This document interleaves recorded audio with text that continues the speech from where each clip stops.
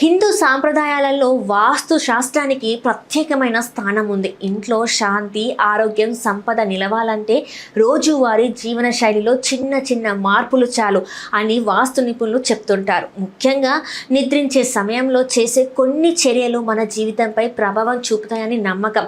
అందులో భాగంగానే ఇప్పుడు ఒక సులభమైన కానీ ఆసక్తికరమైన పరిహారం గురించి చర్చ జరుగుతుంది. సాధారణంగా రాత్రి పడుకునేటప్పుడు చాలా మంది సెల్ ఫోన్, నీళ్ళ బాటిల్ దగ్గర పెట్టుకొని నిద్రిస్తుంటారు.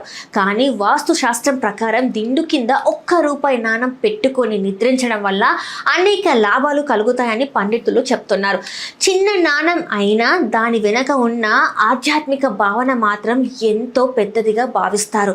వాస్తు ప్రకారం రూపాయి నాణం లక్ష్మీదేవి అనుగ్రహానికి ప్రతీకగా పరిగణిస్తారు.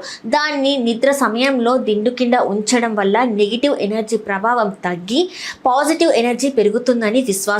దీనివల్ల మనస్సుకి ప్రశాంతత కలిగి అవసరమైన భయాలు, ఆందోళనలు దూరమవుతాయని అంటున్నారు. ఇక ఆరోగ్యపరంగా కూడా ఈ పరిహారం ఉపయోగకరంగా ఉంటుందని నమ్మకం. నిద్రలో వచ్చే కలతలు తగ్గి శరీరానికి మంచి విశ్రాంతి లభిస్తుందని చెప్తున్నారు. అలాగే తరచూ ఎదురయ్యే అనారోగ్య సమస్యలు క్రమంగా తగ్గుతాయని వాస్తు నిపుణుల అభిప్రాయం. నిద్ర నాణ్యత మెరుగుపడడం వల్ల రోజువారీ పనుల్లో ఉత్సాహం పెరుగుతుందని అంటున్నారు.